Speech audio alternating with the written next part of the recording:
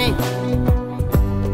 kono mimi to sanfɛ ka yɛgɛyɛgɛli kɛ Maliɲɛnw assalamu alaikum an bɛ foli ani tanuni ɲɛsin jamanaden bɛɛ ma Mali kɔnɔ ani Mali kɔ kan fɛn fɛn sɔgɔlen bɛ ouverture média kan an ka plateforme sanfɛ Facebook, YouTube, TikTok an bɛ bɛɛ fo ka bɛɛ waleɲuman dɔn ani an ka site web n'o ye www.ouverturemedia.ml Maliɲɛnw k'aw fo ka tila ka segin ka aw fo tuguni an bɛ arabadonya la bi juillet kalo o tile 16 san 2025 an bɛ o de la bi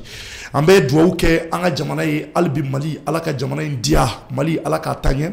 k'an ka jamana k'a ɲɛmaaw fo k'u waleɲuman dɔn jamana yɛrɛ kalifalen bɛ maa minnu na bi an bɛ foli ni tanuni ɲɛsin u ma kosɛbɛ ala ka jamana in ta fanga d'u la k'an ka jamana dugutigi bɛɛ fo k'a ta Kayi fo Kidal an tɛ ɲina nin waati in na an ka jamana a diinɛ ɲɛmaa bɛɛ kɔ an bɛ diinɛ ɲɛmɔgɔw bɛɛ fo k'u waleɲuman dɔn yan nɔ ka foli lase u ma ka togodala kɔnɔmɔgɔw an bɛ bɛɛ fo fɛn fɛn sigin bɛ togodala kɔnɔnaw la Wasolo mara Segu mara Kayi mara an b'aw fo k'aw waleɲuman dɔn hali bi an ka jamanaw ala k'u diya an tɛ ɲina tungarankew kɔ an tɛ se ka don nin jɛmukan in kɔnɔ n'an ma foli belebeleba k'a ɲɛsin tungarankew ma tungarankew yɛrɛ olu ka jamana ko ka jugu ka tɛmɛ hali minnu bɛ kɔnɔna na yan o de la an ka foli kan ka ɲɛsin u ma kosɛbɛ minnu bɛ Europe jamanaw kan Afrique jamana wɛrɛw États-Unis Asie jamanaw an b'aw fo k'aw waleɲuman dɔn ka tila ka dugawu kɛ aw ye tunga ala k'a diya aw la ala k'aw kisi a ɲani jugu ma ka bɛɛ bi arabadonya ma a b'a kalama an ka jɛmukan ni o ye Thierno Decrypte ye araba o araba plutôt an bɛ jɛmukan in sigi aw ye nɛgɛ kaɲɛ 13 kana 14 kɔnɔnaw la donc walasa a bɛ se ka faamuyali caman sɔrɔ kibaruya minnu bɛ an bolo kɔrɔ ka sababu kɛ mun ye arabadonyaw ni jumadonyaw fɛ an ka jɛmukan mun sigi bɛ ka se k'an ka seko n'an ka dɔnko an yɛrɛ ka an jeniyɔrɔ fin a la n'o ye émission de divertissement au standing an b'o sigi aw ye araba ani jumadonya fɛ donc ka yira aw la k'a fɔ ni ala n'a kira sɔnna ma o bɛna kɛ bi wulada in na Mabara Sumano ani ka bila Fuseni Fagoli la olu kan ka k'an bolo bi donc an b'a ɲini bɛɛ fɛ a kɛ an ka jaw partager kosɛbɛ o bɛ diya n ye kosɛbɛ k'an ka partenaires fo k'u waleɲuman dɔn Vita Malta olu y'an ka partenaire kura ye an b'u fo Vita Malta de bɛ kunun fo bi Mali kɔnɔ yan ale boisson ka ɲi maa ma a boisson ka ɲi kɛnɛya ma a tɛ kɔlɔlɔ foyi se mɔgɔw ma Vita Malta mɔgɔw ko k'a fɔ k'u ka 3 hors caman k'a cunna jamana kɔnɔ yan nɔ a bɛ se k'a sɔrɔ Mali fantan ani 4 fɛ nin waati ninnu na o kɔnɔna na Maliɲɛnw an bɛ foli lase groupe commerce ma an tɛ se ka baro daminɛ n'an ma groupe commerce fo ka Mayiga fo k'a waleɲuman dɔn sanga ni waati bɛɛ aw bɛ so jɔ la so kura aw bɛ ka so kura jɔ a tɛ ɲɛ fɔ aw ka fauteuil kuraw sa a ka lit kura sa a ka armoire kuraw sa a ka cuisine minɛnw sa o bɛɛ dafalen de bɛ sɔrɔ groupe commerce la AC 2000 kɔnɔ ka bɔ ni minɛn dagabanaw ye Turki jamana kan ka na n'a ye an ka jamana kɔnɔ walasa aw bɛ se ka lafiya sɔrɔ cogo min na qualité ɲuman mun bɛ n'a bɛ si sɔrɔ o de bɛ sɔrɔ groupe commerce la wa groupe commerce Maliɲɛnw de ta don a ɲɛmaa fo ka bila gardien k'a bɛɛ Maliɲɛn donc an b'a fɔ ye aw ka minɛnw sa groupe commerce la AC 2000 kɔnɔ a bɛ n'a fɔ aw yɛrɛ a ye contribuera de jamana yɛrɛ ka ɲɛtaa sabula Maliɲɛnw de bɛ yen olu de bɛ ka baara kɛ olu de bɛ ka wuli ka jɔ kɛ ka na ni minɛn ɲɛnamaw ye ka bɔ Turki jamanaw kan walasa aw bɛ se ka lafiya caman sɔrɔ o kan cogo min na donc n'aw mago b'u ka nɛgɛjuru sira la u ka numéro 76 25 25 96 76 25 25 96 an bɛ Mayiga fo k'a waleɲuman dɔn sanga ni waati bɛɛ o kɔfɛ an bɛ Sidi Imo fana fo an ka partenaires don Sidi Imo société immobilière do ka so ɲuman jɔ aw ye k'u ka so caman de bɛ yen nɔ n'aw mago bɛ so la dɔrɔn k'a k'u wele an n'u bɛ bɛn a kan compte bɛ dayɛlɛ aw ye Banque Atlantique la a bɛ se ka so sɔrɔ cogo min na kalo 6 ka don aw ka so kɔnɔna na 76 32 35 37 walima 73 97 97 75 Maliɲɛnw bi tile wa in na an bɛna kuma mun kan Musa Mara a bɛɛ b'a kalama k'a fɔ ko mun bɛ dugu kɔnɔ de bɛ kunun a kuma ye bɔlɔlɔ sira minɛ ko Musa Mara welela an ka fanga tigilamɔgɔw fɛ donc a ko bɛ cogo di bi sɔgɔmada in na an bɛna kuma kan ani kumakan minnu b'an bolo an bɛ se ka minnu fɔ an bɛ o fɔ ka d'a kan o tɛmɛnen kɔfɛ a b'a kalama k'a fɔ an ka sɔrɔdasiw fana bɛ ka baara belebeleba de kɛ bi tile 2 in na Kidali yan fan fɛ an ye fisi fo ka taa dugu wɛrɛw la donc an da bɛna maga o la k'o walawala aw ye ka fɛn caman fɔ o tɛmɛnen kɔfɛ k'a yira aw la k'a fɔ an ka Maliɲɛn dɔ fana de bɛ yen mun kɛra sababu ye ka du dɔ kisi tasuma de ye maa dɔw ka so fana minɛ tuguni Faransi n'i y'o kɛ ko filanan ye Maliɲɛn de bɛ ka mɔgɔw kisi tubabu jamanaw kan donc an da bɛna mɔgɔw la n'o ye Fuseni Sise an b'a fɔ ka waleɲuman dɔn donc an da bɛna maga k'an ka hakililataw fɔ a kan parce que bi débat de bɛ yan bi an mɔgɔ 4 bɛ dafa bɛ kɛnɛ kɔnɔ tuguni n'o ye Mamadu Jefaga Ibou Sy ani ka bila Mohamed Keita Di Baz ani ka bila Mohamed Sek fana ale fana b'an bolo kɔrɔ yan bi donc kuma in bɛɛ kun minɛ cɛ ni mun ye o ye Sénégal jamana ye a b'a kalama k'a fɔ Bassirou Diomaye Faye n'o ye Sénégal président ani ka bila Ousmane Sonko olu ka fanga tali a ma dogo diɲɛ maa si la nka a bɛ tile damadɔ bɔ depuis dɔgɔkun tɛmɛnen mɔgɔw tulo bɛ ŋunuŋunukan dɔ la bɔlɔlɔsira kan ka bɔ Usmane Sonko yɛrɛ yɔrɔ donc an bɛna an da maga o fana na k'an hakilata fɔ o kan donc an b'a ɲini aw bɛɛ fɛ k'aw bisimila kɛnɛ kɔnɔ a k'an ka jɛmukan partager kosɛbɛ o de ka d'an ye ka kɛr digi donc salamu alaikum kɔrɔ Ibusi i ni tile. Cɛw i ni tile. Tɔɔrɔ baasi t'i la. Hɛrɛ dɔrɔn. Nba folikan jumɛn b'i bolo. N b'i fo ani mɔgɔ minnu bɛ ka émission sun b'u bɛɛ lajɛlen fo la ani invité minnu fana bɛ plateau kan u bɛɛ lajɛlen ka foli mi yan. D'accord. Merci kɔrɔ i bisimila. Merci. Kɔrɔ i bɛ gɛjɛgɛjɛ bi. Ouais c'est bon. I bɛ forme na kosɛbɛ. C'est bon. I bisimila kɔrɔ i bisimila Mohamed Keita somɔgɔw bɛ di. Tɔɔrɔ baasi t'i la i bisimila folikan jumɛn b'i bolo. Non folikan min b'an bolo dɔrɔn ka jama bɛɛ fo ka lamɛnbaga bɛɛ fo ka plateau kɔnɔmɔgɔw bɛɛ fo donc ka bɛɛ fo ka bɛɛ waleɲuman dɔn. D'accord Keita merci bien Mohamed Sek toro do tɔɔrɔ baasi t'i la i fana ka folikan ye jumɛn ye. Bon, an bɛ foli lase an ka invité filaw ma minnu sen bɔ kɔrɔ kɔnɔ ka na donc foli lase an lajɛbaga cɛman n'a musoman ma diɲɛ fan 14 u k'u sɔgɔlen to jamukan na ka dusukun bilen ka partager kosɛbɛ an sigira hɛrɛ la Ala k'an wuli hɛrɛ la Ala ka jamana basigi. Amina yarabi Jeff Jer marakakɛ faama tɔɔrɔ baasi t'i la i bɛ gɛjɛgɛjɛ. I bɛ gɛjɛgɛjɛ kosɛbɛ i bisimila i bisimila ok donc kɔrɔfɔ b'i bolo folikan jumɛn b'i bolo. Voilà. B'a lamɛnbaga bɛɛ lajɛlen fo mɔgɔ bɛ k'an lamɛn sisan Jeff ka micro b'a la a ka micro b'a la voilà micro mɛnɛnen bɛ Musa voilà je ne sais pas ko bɛ yɔrɔ min na n t'a dɔn voilà ni Jeff ka bɛ se ka tɛmɛ ni folikanw ye donc tɛmɛ fo n b'a lamɛnbaga bɛɛ lajɛlen fo mɔgɔ bɛ k'an lamɛn sisan ni fɛn min bɛ tila k'a lamɛn n b'u bɛɛ lajɛlen fo k'a ɲini fo ka jɛmukan partager u ka jɛmukan partager merci beaucoup Jeff Jer voilà donc an bɛ bɛɛ fo an sigira tuguni baro do an y'o de fɔ araba o araba walima alamisa o alamisa an bɛ to ka débat sigi an bɛ barow kɛ an ni ɲɔgɔn cɛ plateau in dabɔra o fana de kama donc bɛɛ b'i ka hakilata fɔ bonya ni karama kɔnɔ k'a yira k'a fɔ an bɛ sujet kunfɔlɔ kɛ mun ye o de ye Musa Mara ye an ka jamana parti politique ɲɛmaa kɔrɔ do. Je pense que parti politique mun n'a tɔgɔ kun ye ko yɛlɛma comme parti politique ko dabilala an ka jamana kɔnɔ an ka jamana ɲɛmɔgɔw yɛrɛ ka yamaruya fɛ donc bɛɛ b'a kalama o kɛra a bɛ kalo damadɔ bɔ Musa Mara ale kun ka wulikajɔ fanga ka bon kosɛbɛ kosɛbɛ a n'a ka kumaw kun fanga ka bon a n'a ka wulikajɔ fanga kun ka bon kosɛbɛ donc an y'a ye k'a fɔ a bɛ depuis kunu fo kana bila bi la kumaw kɛmɛ ka bɔlɔlɔ siraw minɛ kosɛbɛ kosɛbɛ Musa Mara ale ka weleli la donc an y'a ye k'a fɔ ko Musa Mara weleli bɛ sariyatigiw fɛ sariyatigiw de y'a yamaruya k'a fɔ ko k'a wele ko an ye kuma minnu mɛn ni o ye a sababu kɛ a ka sɛbɛnnizen dɔ ye sɛbɛnnizen mun n'a taara ɲɛda maa minnu bɛ yen n'u datugulen bɛ k'a ye sɛbɛnnizen dɔw kɛ ka ɲɛsin o ma a ka bɔlɔlɔ sira dɔ kan donc o hukumu kɔnɔ maliyɛnw k'a ta kunun na fo kana bila bi la an yɛrɛ y'a ye a kumaw ye dugu minɛ nka Musa Mara yɛrɛ tilala ka yamaruya tuguni wula fɛ a bɔlen lakanabagaw fɛ yen nɔ a yɛrɛ y'a sɛbɛn a ka bɔlɔlɔ sira kan ko siga t'a la ale kun welelen don donc ko nka ko bi tuguni ale kan ka taa depuis dugu jɛra maaw tulo kɔni dayɛlɛlen don bɔlɔlɔ siraw kan maaw tulo dayɛlɛn bɛ radio sow la ka jateminɛ kɛ ne ko mun de kɛmɛ réellement tari Musa Mara a bɛna tari sariya tigilamɔgɔw bɛna bere d'a kunna walima bere tɛna d'a kunna wa mun de kɛlen don bɛɛ tulo dayɛlɛlen don ka se ka ko taabolo dɔn nka a ye mun mɛn siga t'a la ko a sɔrɔla k'a ka bɔlɔlɔ sira sɛbɛnni ninnu de taabolo fɛ donc an bɛ mun fɔ fo kana bila nin waatinin na an bɛ waati min na ko sisan Musa Mara ale bi an ka sariyatigiw ɲɛma fo nin waatinin na donc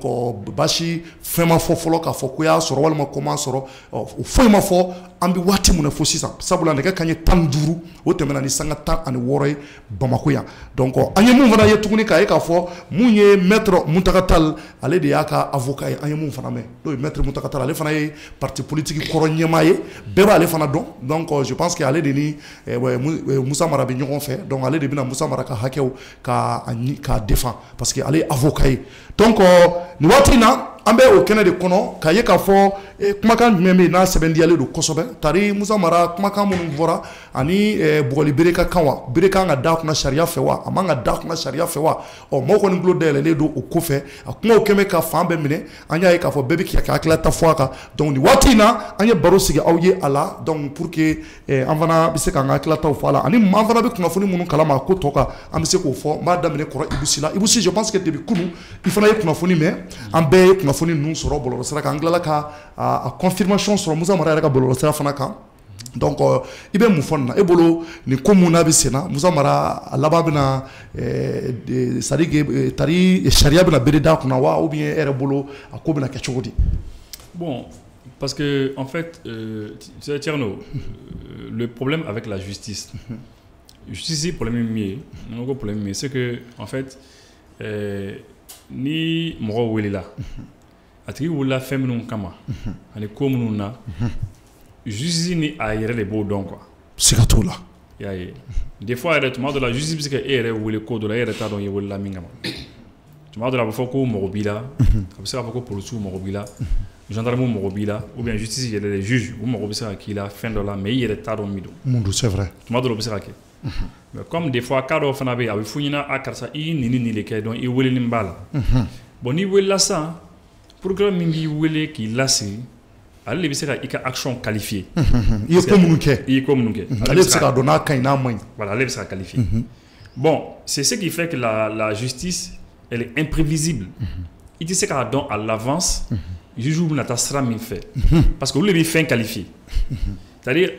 c'est par exemple et bɛ se k'a fɔ en tant que comme ça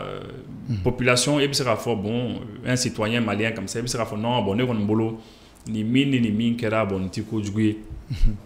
Mais procureur min bɛ ka fɛn qualifier ale bɛ se k'a fɔ non attention élément dɔw b'ale bolo minnu b'a yira k'a fɔ ko kojugu don et puis voilà et puis ale b'i nɔ minɛ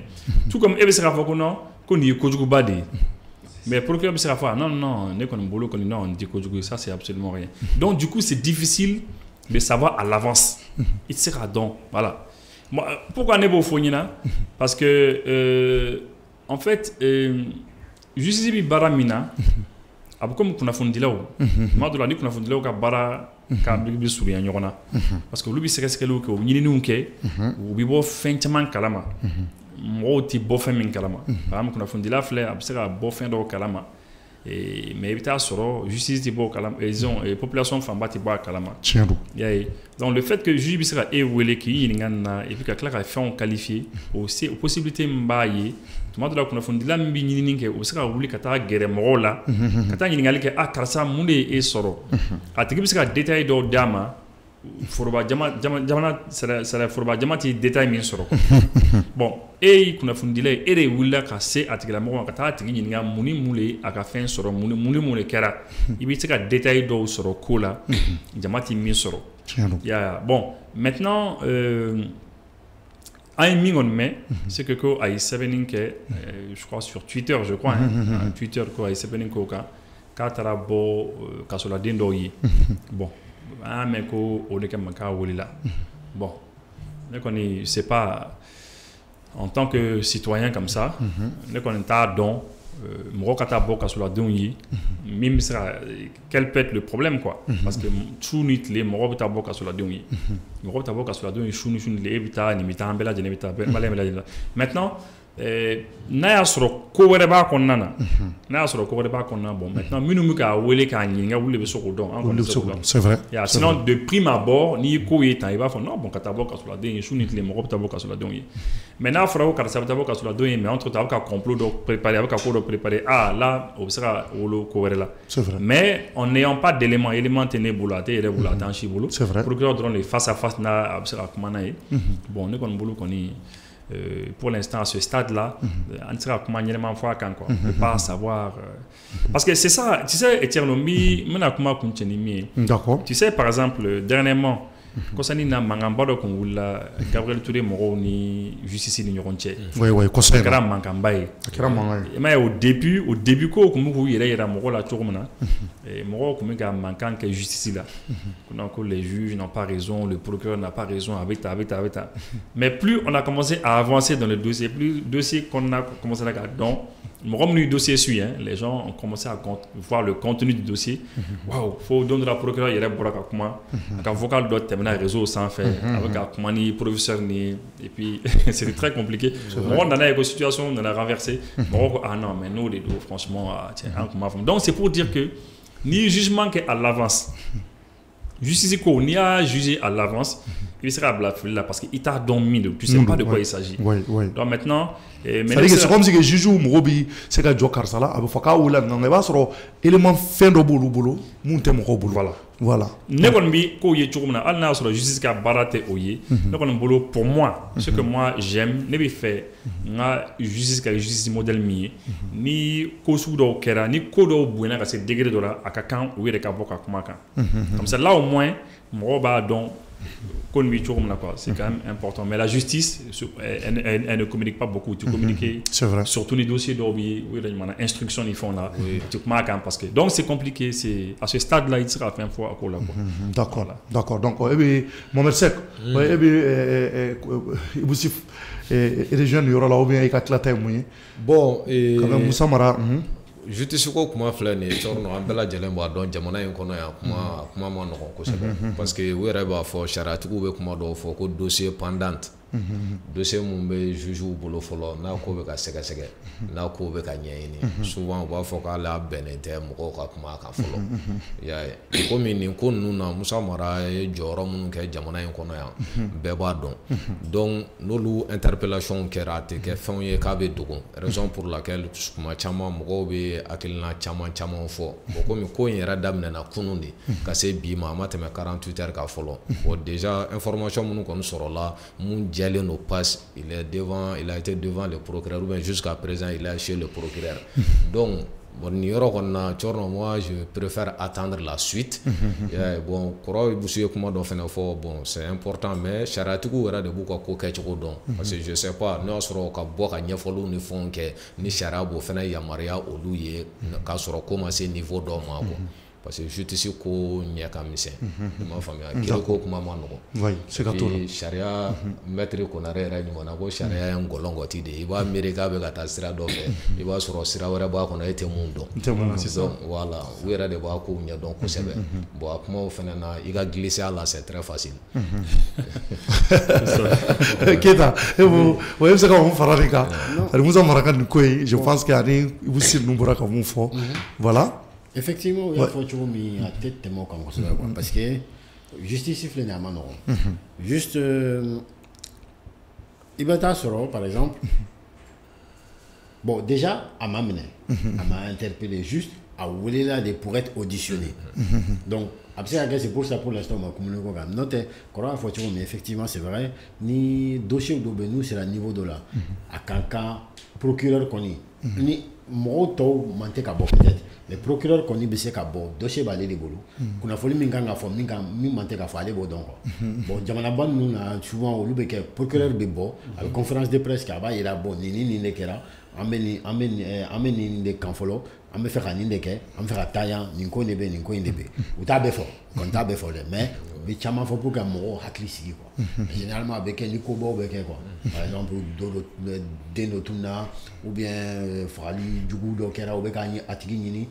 donc des trucs comme ça quoi ou bien opération bado kera ou be ka atigi ni donc procureur bena pour que jama hakli sigi quoi abina avec conférence de presse qui a ba ira jama la bonne ni enquête ben niveau de la niveau de là bon je sais pas ni ko sera faux ni niveau là mais du fait de son statut jama fait pas quoi bon peut-être ils peuvent essayer de qu'on fasse ce nous sinon à part ça bon nan ko quand même fin à l'heure actuelle là on met deux fils là quoi parce qu'on peut pas savoir qu'est-ce qu'il y a voilà parce que moi t'as donné fin chama mais bon c'est léger quoi donc il faut que en la justice qu'on nous il faut watini amna c'est comme quoi c'est que tout pour l'instant il y a pas grand chose OK Keita je vois et tout voilà donc crofo bi bulu question du mais il ka claté moyen ni na va faut to bora comme une fois c'est ça. Bon, je pense que voilà, moi, on attend à ce que la justice se prononce. C'est ce que j'ai tout le temps dit, c'est ce que j'ai dit hier. Parce que Moussa Mara, maintenant on n'a pas d'éléments. Hier, nous avons dit c'est ce que j'ai dit. Nous avons monté et ça, c'est une réalité. Maintenant, lui-même, il a confirmé qu'il faut là. Il a d'ailleurs fait une publication pour dire qu'il a été interpellé, il a été appelé. donc a kan ka taga yen bi fana tuguni o kɔni siga foyi t'o la o formation in cɛ maintenant a welela jumɛn la ale yɛrɛ m'a fɔ et c'est à dire que ni mɔgɔw welela ka taa sariya kan ni sariya tigilamɔgɔw k'u mago b'i la u bɛ motif dɔ de avancer o u bɛ raison dɔ de avancer o les chefs d'accusation olu de bɛ avancer k'a fɔ ko karisa welela nin ko in la mais o chef d'accusation ninnu na Moussa Mara yɛrɛ ma kuma kan justice ma kuma kan donc on ne sait pas réellement c'est-à-dire que a welela kun min na spéculation dɔrɔn de bɛ yen mɔgɔw bɛ k'a fɔ publication dɔ de kɛra a ye publication dɔ de kɛ o publication de kama a bɛ ka kɛ tan est-ce que réellement o de don wa point d'interrogation parce que Moussa Mara yɛrɛ m'o fɔ maa minnu bɛ k'a sɔrɔ c'est-à-dire que a ka avocat olu fana ma bɔ k'a fɔ ko an ka client welela k'a sababuya kɛ k'a ye publication dɔ de kɛ an m'o fana ye mais c'est juste que les gens sont en train de dire que voilà bon a ye publication dɔ de kɛ a ye nin de kɛ est-ce que réellement o de don wa est-ce qu'au-delà de la publication, il y a une autre réalité qui est cachée aux yeux de tout le monde? Est-ce qu'on a bien? On ne sait pas. En tout cas, ce qui est sûr, c'est que Sharia a ouélé et Sharia a ouélé. Maintenant, on a eu 6 ans, avec audition, on attend. En tout cas, on souhaite que avec fin mouni, c'est-à-dire qu'avec Akarake Kodjoué, quoi. C'est ce qu'on souhaite. On le ante Kodjoué, mais n'oublions pas aussi qu'on est dans un état de droit. Donc, quand on dit droit là, c'est vrai. N'a pas de Jamana Sharia, que nul ne décide la loi. Donc, quand la justice t'interpelle là, tu es obligé de te rendre là-bas. Et tu écoutes. Et puis, toute interpellation ne veut pas dire également mandat de dépôt aussi. Parce que je sais que beaucoup de personnes. Voilà, tu as mandat non, mɔgɔ bɛ se ka wele ka taga sariya bɛ se ka mɔgɔw wele k'i la nati k'i la i ka kumakan lamɛn karisa ye nin fɔ k'a da mun kan karisa ye nin fɔ k'a da mun de kan mais a bɛ se ka sariya b'i wele fana k'a sɔrɔ élément b'u bolo mais u b'i lamɛn i fɛ ka fɛn min fana fɔ donc toute interpellation ne veut pas dire forcément arrestation. Voilà, arrestation ou bien soit mandat quoi. Mɔgɔw kan k'o yɔrɔ in fana faamuya parce que je sais que maa caman bɛ c'est-à-dire opinion diviser le nom ni hakilina la quoi. Donc voilà, kan ka taga ta donc non a man ka kɛ tan. Attendons que la justice se prononce. Sariya de y'a wele o. Ne m'a wele, e m'a wele, sariya de y'a wele. Sariya jumɛn de ko don? Jamana sariya de don. Jamana sariya ma ne wele o, a ma e wele o. Mais a y'ale de wele, a y'a wele mun de la? C'est qu'il y a une cause. Donc attendons d'abord que cette cause-là même soit dégagée par la justice pour voir, c'est-à-dire si réellement les éléments, sinon, Sharia fait que mon famille n'a pas de même si il y a ça ou bien Moussa Mara a inculpé ou bien a inculpé. Donc attendons, voilà. D'accord. Mais n'est pas là où Sharia comment mano Sharia comment mais avec au fond Sharia comment mano encore monde. Non mais n'a fera ka kuma manogo. Et qui prononcer fin quand il dit fin mindon. Est-ce que kuma manogo? C'est ce que ça veut dire. Parce que c'est ce que je constate en kana fara Sharia ko kuma Sharia kuma manogo. Non, c'est ça. Non mais na ntora ko lu fana fo c'est comme si ame non amega en yere lasira Sharia fana. C'est pas ça. Sharia fana do. Non, c'est pas ça. Lasira teo. Mais ebna ta kuma fin quand il dit fin mindon. Mais est-ce que ko manogo? C'est pas évident. Tout de suite là, si on te dit qu'on a interpellé Iboussi. Eh, ah non, il vous a encore non, mais qu'est-ce qui se passe? Mais c'est absurde à autoro. Mais vous ne savez pas. Est-ce que absurde comment absurde faut non on a plateau quand on a débat quand absurde faut tiens non il y a encore qu'on a interpellé. On a plateau cabine mais à comment parce que vous ne savez pas pourquoi on est interpellé là. Autodon et répond là qu'à baigner faux sang. Et ma fois à comment mano et mofo mais et comment faux au beau les ira. C'est obligé à parce que on peut rien dire là-dessus parce que il t'a donné de quoi il s'agit. Bon tu vas dire quoi? Bon et c'est un peu compliqué. Je fais niveau là ne connais pas faux charia pour mano et puis je maintiens ça charia pour mano. Charia de feigner ni qui be kuma kan. Ali charia tegu munu ye charia kalan yɛrɛ o kɛ. C'est vrai il y a plusieurs qui sont là qui sont juristes de formation mais munu yɛrɛ ka baara bɛnnen no charia yɛrɛ lawaleyali ma ni avocat b'o la ni magistrat b'o la même olu charia kuma ma nɔgɔn sansi caman b'a la sansi dɔ bɛ se ka kɛ mun ye parce que charia de ye fɛn ye e bɛ kuma dɔ fɔ sisan juridiquement et à fort pour toi ça n'a pas de sens et tu vas être interpellé une fois la juridiquement le langage juridique a un autre sens que le langage ordinaire. C'est vrai. Ce qui fait que toujours ni mogo ni be kuma sharia ko kuma kan il faut faire extrêmement attention à une situation sugu nuna. Par exemple l'ex-premier ministre Moussa Mara, il a été interpellé à Welela Kakana. Il va y avoir un Sebeni Mumbora pour dossier lui concernant. Mais il faut vraiment faire. Au cas où Welela Kana, comment dans la mounia cinéma arrêté moi. Donc maintenant, nous qui voulons comment y faire, il faut fournir à Klisigini Jatemina Chamwandi. Maintenant, du moment que Abe non, à Karachuko Chuko, ni surtout Mbora la 600, ou bien ni Sharia Moufo, là, tu peux commenter. Alors, commentaire fénana, il y a des limites. Il y a des limites pour que quand tu as bien fait d'eau, nous se ka kololo la c'est moi. Sharia comment moi non. Mais regarde, exemple de dimanche. C'est pas facile. Donc dans l'année cybercriminalité moro wili. Ne wili quoi. Ne kumango ça parce que dans le coup ne wili ani dans le coup bi fra ça ani donc garra nyona ga vidéo ko la. Misala ça on ga vidéo tenia. Au ta vidéo ke wa. Atable YouTube sans faire. Il y a la YouTube sans faire. Avant de retrouver la plupart des gens, au cas YouTube monétiser nous, c'est un droit d'auteur, ça c'est pour vous, n'est-ce pas? Mais donc, mon offre la carte là, quel est le fera, quel est le fangana, c'est la criminalité là. Parce que quand on est allé à la vidéo, à maman ou l'on y a conjugué à quoi ça veut donc n'est c'est la criminalité mon oui. Ne ko bon mo ça on est mis qu'à vidéo ta benye ba la ko tche jado aka vidéo do aka fin do. Est-ce que vous pouvez arrêter l'autre là, même la vidéo, est-ce que ça va amener? Wow, il vous non, calme que ça arrête. Non, on me couille tout là, c'est pas ça. Comme est-ce que droit d'auteur est-ce que tu as inscrit droit d'auteur? Ah, mais on fin de connotation et sur droit d'auteur ni fond qu'on a. Non, on entaille tout, on check la vidéo de ni, on y aussi c'est la ouvertement la vidéo de ni altadeo. Comme ni tra charia là. Pour que n'ayez pas taille, il y a un féminin qui est pour qu'il y ait un qui taille. Capable quoi. Tellement il faut un nerf qu'on a, finalement on a quand même. Non. Donc c'est comment tenir. Des fois tu vois les choses simplement. Il y a maître Konaré, c'est un grand avocat. Il y a une intervention sur. Il y a un terme d'obé comme a bené à glever du terme ina. Ko tchama ko interga me mon fier. Ko charia ngolongo tide. Charia ko problème est moué. Erreur souvent il be ko dans la wuli ga sena charia mo ebusi. Bolo abena da romina abe tema yega de loin souvent même les moyens sera même il veut dossier doit introduire au dossier clé abe ce niveau dans la moyen te bolo ga stopper oui a plus forte raison mon me seni nyogo sharia la sharia kuma man no namara tala ne woni dale mbola e ba fa la ga mo fa oui et je maintiens ça sharia kuma d'accord de toute façon c'est que nous avons la question posée ça vous a permis de c'est une très bonne question voilà c'est une très bonne question bien sûr parce que en réalité bien sûr voilà à quel point tu doré mamu ne rebe kan le ou ka famia ka fond do on de se ka do fond kono je dois manga klata ou faka et puis moko ka don vana a sujet est ta compte d'oré Moussa Maraka la bi choko ami wati mun faut 600 Moussa Marama bla mandat de dépôt là ama foka joba jotala abi tribunal la alibi o kuna foni ko ni ça c'est très clair bon maintenant amanga klata de fois kanga limiti bala iba fo abora ka fo choko no de ato sekni ibusiko ko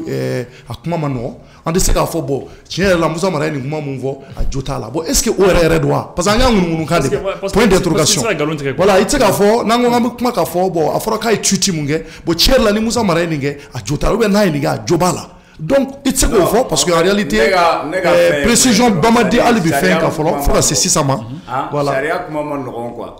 C'est vrai. Ne ka question ye min ye bɔra parce que n'a fɔra charia kuma ma nɔgɔn mɔgɔw bɛna fɔ de bon charia c'est-à-dire les gens vont avoir peur de la justice au fait mɔgɔw b'a interpréter ka to sira kan mais n'a fɔra ko charia kuma ma nɔgɔn ça veut dire tout simplement que ne y'a ye question posée c'est pour que mɔgɔ a ka explication de mɔgɔ ka faamuya ça veut dire tout simplement que charia kuma ma nɔgɔn ti dɔwɛrɛ e bɛ se ka fɛn dɔ ye e bolo k'a fɔ ko a kɛcogo ye nin ye mais i bɛ taa sɔrɔ charia fɛ a kɛcogo t'o ye élément wɛrɛw bɛ yen minnu b'a interpréter ka taa cogoya wɛrɛ la minnu tɛ kelen mais o ye ne b'a faamu quoi ne b'a faamuya ten mɔgɔ wɛrɛ b'a faamuya ten mais ni ko ko charia kuma ma nɔgɔn ten quoi c'est pourquoi j'ai posé la question c'est pas comme si j'ai pas compris mais c'est une manière de parce que ni ko ko charia ko de do ko ma nɔgɔn dɛ ni y'o fɔ dɔrɔn les gens vont avoir alors que la justice elle est là pour les hommes mais n'a fɔra dɔrɔn ko charia kuma ma nɔgɔn ni y'o fɔ ten dɔrɔn mɔgɔ b'a cɛ sariya ko ye parce que on sait que voilà fɛn dɔ don a bɛ mɔgɔw fɛn quoi mais sariya kuma mɔgɔ ma nɔgɔ tɛ k'a fɔ mɔgɔw kan ka sira sariya ye mais sariya kuma ma nɔgɔ tere ko e bɛ se ka fɛn dɔ ye n'i ko k'i b'a commenter i ka faamuyali kɛ cogo la a bɛ se ka kɛ sababu ye ka na ni fili ye parce que sariya kisɛw de bɛ yen o bɛ tali kɛ fɛnw la ko mun kɛra a kan ka qualifier cogo min na qualification mun kan ka d'a ma o bɛɛ n'a sariya kisɛw de don donc ni o bɛɛ dɔnniya t'i la a kuma ma nɔgɔn voilà non i ka kuma ye tiɲɛ don hali a kuma fɔlen yɛrɛ la ko sariya kuma ma nɔgɔn n'a sariyatigiw ja u b'i wele ka na voilà ko sariya kuma ma nɔgɔn i b'a ɲɛfɔ oui siga t'o la d'accord donc je pense que ni kɔni nin ko bɛ nin niveau la fo ka se sisan ma an ma kunnafoni jɔnjɔn sɔrɔ a ko kan donc ni kibaruya wɛrɛ minnu bɔra a la donc ni ala sɔnna ma n'an bɛ se ka mun fɔ a la an b'o fɔ an b'an profiter a ka dugawu kɛ Seydou Umar Traoré ale fana ye dekun sɔrɔ maliyɛnw bɛɛ b'a kalama an kɔrɔ ye Seydou Umar ye kosɛbɛ an bɛ dugawu k'a ye kosɛbɛ hali bi ala ka seliji bɔ ko in kan a ka ko in ala k'a ko tɔ nɔgɔya an y'a ye k'a fɔ ko jaabiw bɔra a ka kiiri kɔnɔna na ntɛnɛn tɛmɛnen ko kalo 6 ko kalo 6 kaso dira a ma k'a ni darasi miliyɔn 1 voilà ni ma fili o de tɛ wa Usibusi c'est ça non u k'i san kelen di mais u y'i kalo 6 kɛ fɛn quoi sursis quoi sursis donc kalo 6 dɔ a b'o peine purger voilà c'est ça voilà d'accord donc an bɛ dugawu kɛ Seydou Umar ye nin waati la et puis je pense que a ye kalo 2 ɲɔgɔn kɛ san kalo 2 kɛ donc a tɔ tora kalo a ye kalo 2 ni dɔɔnin de kɛ quoi a ye kalo 2 ni dɔɔnin kɛ donc pratiquement il reste 3 mois et demi à peu près quoi d'accord ala ka koɲa nɔgɔya ala ka bɛɛ nɔgɔya donc rapidement Ibousi an bɛ taa an ka cɛdenw ka yɔrɔ la an y'a ye k'a fɔ ja Fuseni Sise moi je pensais que c'était un malien mun ye mɔgɔw kisi tasuma jeni ma Faransi mais paraît-il que c'est un sénégalais c'est un sénégalais dɔw ko sénégalais don dɔw ko malien ko c'est un sénégalais c'est un sénégalais c'est un maraga mais c'est un sénégalais maraga don mais sénégalais c'est un sénégalais maraga don mais sénégalais voilà ne yɛrɛ y'o de ye quoi ne yɛrɛ ye ko c'est un sénégalais ne yɛrɛ y'o de ye c'est un sénégalais mais ko ninnu kɛra cogo di Keita e bɛ ko dɔ kalama a kɛra cogo di parce que an balila ka ye ja la ani a bɛ ka bɔ fenêtre dɔw da fɛ a ye denmisɛnnin dɔ ta tɛgɛ ma k'o ta ka don n'o ye fenêtre fɛ ale yɛrɛ tun bɛ risque la kojugu ale yɛrɛ tun bɛ se ka bin étage in na an ye ja ye cogo min na an tilala k'a ye tuguni a tilala ka muso wɛrɛ non a ye denmisɛnnin wɛrɛ ta tuguni denmisɛnnin filanan k'o fana ta tɛgɛ ma ka don n'o ye ka sabanan ta k'o don ka an ba dɔ minɛ k'o fana don fenêtre fɛ donc on dirait que à peu près toute une famille a ye famille kelen de kisi tasuma jeni ma e bɛ ko dɔ kalama a la wa parce que an ye min ye a ko la il paraît que en fait tasuma de donna u ka voisin dɔ fɛ bon tubabu jamana ninnu na so ninnu kelen bɛ cogo min aw yɛrɛ taara aw bɛɛ y'a ye donc so ninnu kelen bɛ cogo ani yan tɛ kelen kosɛbɛ quoi mɔgɔw bɛ ɲɔgɔn kan ka taa étage cour tɛ mɔgɔw bolo fɛn tɛ mɔgɔw bolo n'i b'i ka so kɔnɔ soit i bɛ bɔ porte fɛ i bɛ jigin i bɛ taa duguma ou sinon bon fenêtre bɛ mais a tɛ comme ko i bɛ se ka kɛnɛmana sɔrɔ vite fait quoi donc ni tasuma y'i piéger kɔnɔna na i kɛ man di ka bɔ i bɛ se ka taa fenêtre de fɛ des trucs comme ça bon tasuma donna muso in ka yɔrɔ la donc tasuma donna ye muso n'a denw de bɛ yen mais tasuma donna cogo di est-ce que i bɛ kibaruya dɔ ça an ma kunnafoni jɔnjɔn sɔrɔ o la d'accord bon tasuma don cogo ka ca gazi bi yɛrɛ mɔgɔw bɛ marché ni gazi o gazi bɛ se ka percer denmisɛnninw bɛ se ka fɛn dɔ kɛ fauteuil la matelas la ko ka ca quoi électricité yɛrɛ courant bɛ se ka péter donc a bɛ wele ni tasuma fɛnw ka ca yen u bɛ enquête de kɛ n'u tilala donc pour l'instant fɛn ma fɔ donc maintenant o de fana kuma ma nɔgɔ o fana kuma ma nɔgɔ donc monsieur il est 6e étage ah c'est vrai baga bâtiment là 6e étage voilà mais c'est un bâtiment à kelen do ten cogoya de la donc ale bɛ yan donc cɛ min y'u labɔ olu fana u ka voisin de do à côté mais i b'a ye il y a un petit coin u ka fɛn u ni ɲɔgɔn cɛ quoi donc ale kelen k'o ye donc a bɔra fenêtre fɛ donc a tɛmɛna u ka fenêtre na il y a une petite sorte de plaque comme ça i bɛ se ka tagama o kan donc ale tagamana o kan ka taa f'u ka fenêtre la ka denmisɛnninw minɛ ka t'u don a yɛrɛ ka so kɔnɔ a ye kelen minɛ ka fila minɛ ka sabanan minɛ bon après a ye muso yɛrɛ minɛ ka taa n'a ye u ka so kɔnɔna na mais là où c'est a ye mɔgɔ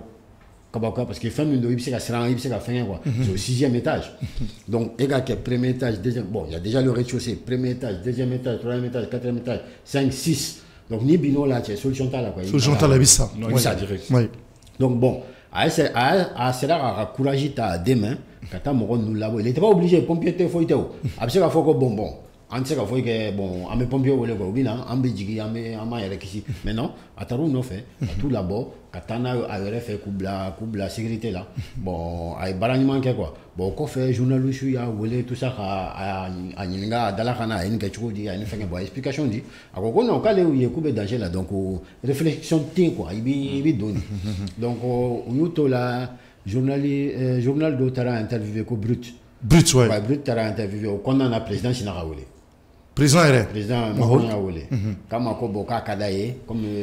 14 juillet fête bɛ kɛ a ka d'a ye ka invité en tant qu'invité d'honneur parce que a ye baara min kɛ baaraba de don donc u taalen o 14 juillet le juillet là donc ani Macron ye ɲɔgɔn ye donc u ye dɔnni kuma kɛ mais min diyara ni a ko la kosɛbɛ o yɔrɔ in na c'est que ani Macron kɛlen ka invité ka taa 14 juillet là bon ani fini minnu taara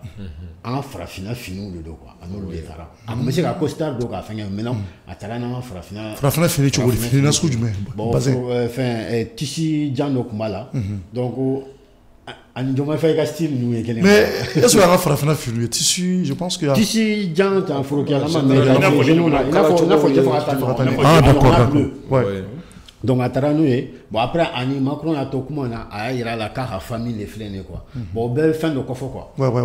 o bɛɛ y'an ka fɛn dɔ ye quoi o de diyara ne ye ale kelen tɛ quoi voilà il y a sa famille derrière aussi donc a y'a kɔrɔkɛ n'a faw yira donc c'est bien quoi fɛn dɔ a ka ɲi quoi et puis hali o yɔrɔ kelen fana na i b'a ye k'a fɔ kunnafonidi sɛbɛn dɔw bɛ yen olu fana y'a yira k'a fɔ k'a décoré la médaille du courage il a été décoré de la médaille du courage par le préfet de police de Paris c'est ça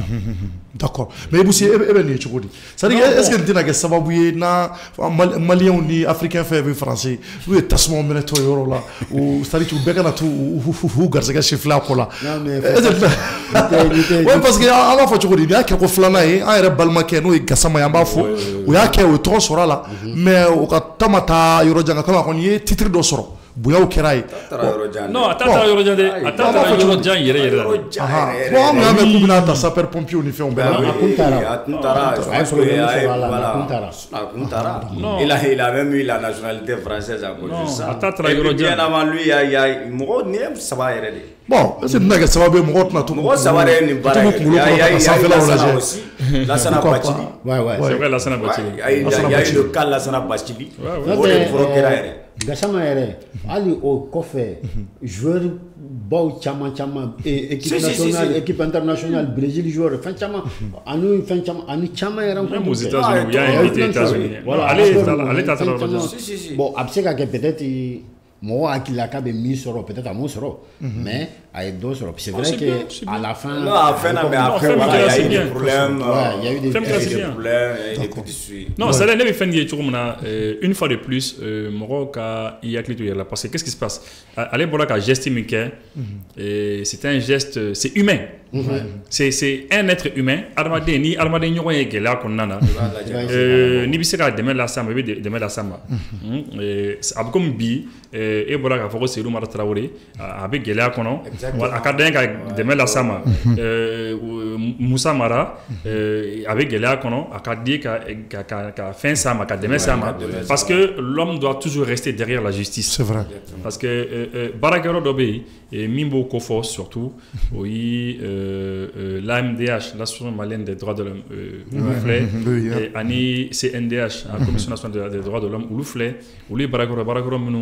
u bi an bɛɛ lajɛlen kan k'an janto adamaden hakɛya la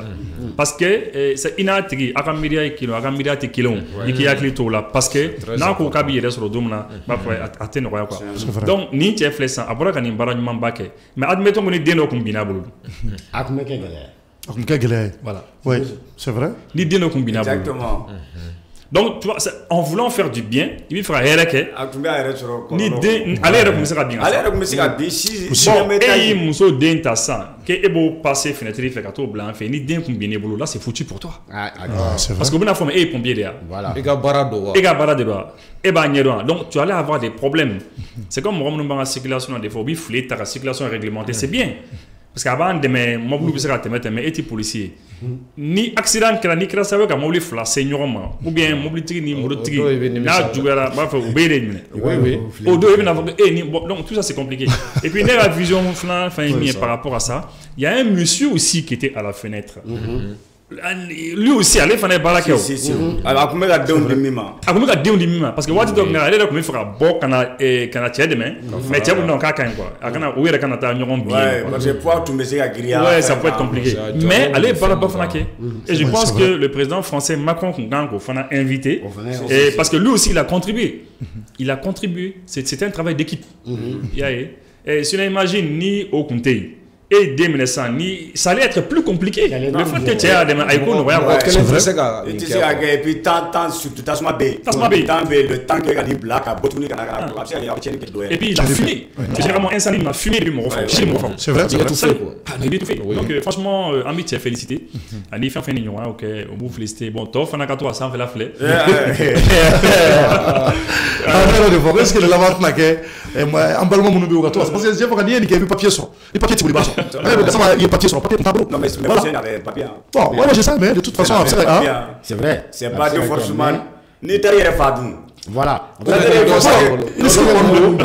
risque kondo mais risque bala risque ko do terrain les risques de fa fuita ou bien do sari bolo ni dernier là et puis mon table de parce qu'on fera allez peut-être mise en scène vous sera que non vous chitera que ne se ka mun fɔ na c'est-à-dire k'a fɔ ko mɔgɔ k'a fɔ ko nin bɛ fɛn ye k'a fɔ ko ni fana bɛna jateminɛ kɛ n'i y'a wale dɔ kɛ n'i y'a kɛ to yen n b'a kɛ cɔrɔ i ka n'i ka vie risquer ça n'a rien à voir et puis il faut que mɔgɔ ka fɛn dɔ de faamuya c'est-à-dire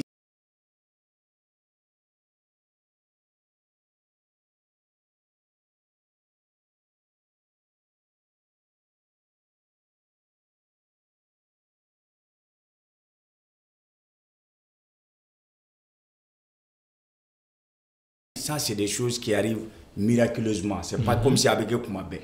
c'est pas comme si avec Kumabé et puis cette chance là n'est pas accordée à tout le monde au kata scénario de là quand il refait soit connu fin de avec un peu attendre réfléchir tourne ni ça la fuita de il faut que mo ga famille ga fuko ne ninga chance de et nous do beke c'est-à-dire nyalama kono chien kele ou be chien flam na wala ou de là il y a d'autres moyens ka papier sur mon intekele ni aka chance de c'est vrai donc ou gana na taka ke ko fait mais chien yere bora o de faux allez ni action que lui il s'attendait à rien et puis il savait même pas qu'elle allait filmer d'ailleurs il a même remercié la dame qui l'a filmé mon tout il faut parce qu'on est à to image bora oui mi a filmé bâtiment do ina on est à to image bora ako kale kunta do mo be aller filmer oh donc c'est pour te dire que c'est des choses qui arrivent comme ça miraculeusement avec ce qu'on a été avec Beni Sababa été donc moi on va voir ni wale be ka jonga caméra tanga ni feta oh mais ni et tare yere do ndako parce que d'accord OK donc ami Fousseni Cissé on m'a félicité avec le bouquet kai Otawa Keita on m'a félicité consommer avec le bouquet kai parce que et on m'a fait dans les gars de tourno erek me braza on va ga ni nyona ah da me braza me ga je d'autre moi me ga musila yala ko jugu c'est que juste avant quand le kera un peu différent mais outre dans mon vidéo je crois okume ka cɛ dɔ famaba dɔ denmuso enlevé a n'a cɛ bébé yɛrɛ kun b'u bolo dɔw nana camionnette ka ala tɛ kalo kelen kalo fila bɔ avant nin ta in parce que ale kun bɛ baara kɛ bitcoin ni fɛn ninnu la quoi donc maintenant u kun bɛ fɛ ka enlever pour que ka rançon demande kɛ quoi ouais c'est vrai u nana u ye camionnette dayɛlɛ donc vite fait donc a fana filmera quoi donc u y'a essayé k'u b'u cɛ donc muso ni cɛ u bɛ ka kulo u bɛ ka ouais image fana ne o image mɔgɔw bɛ siran la maa si mago t'a la quoi ils s'en mêlent pas cɛ de y'a ye a ka so kɔnɔ je crois suraka de don a ye a ka so kɔnɔ ale de ye extincteur ta ka jigin c'est vrai ka jigin k'u gɛn ka bɔ yen k'u gɛn ka fɛn far'u kan u sɔrɔla ka boli ka taa ka mɔgɔ ninnu to yen o ma ampleur ba sɔrɔ i comme ni donc kuma dɔ la a bɛ kɛ a tɛ ampleur ta voilà ampleur ta c'est vrai ah jɛfara n'an taara vacances la yɔrɔ ninnu na sisan an fana tɛna to k'an kunkolo kɔrɔta jɛfara ne bɛ to k'an kunkolo kɔrɔta quoi ne yɛrɛ yɛlɛtɔla i b'a fɔ Spiderman yɛrɛ tɛ la cogo di Jeff tu connais donc oui. Eh là, aussi quand la Jeff quoi. Ah, là il est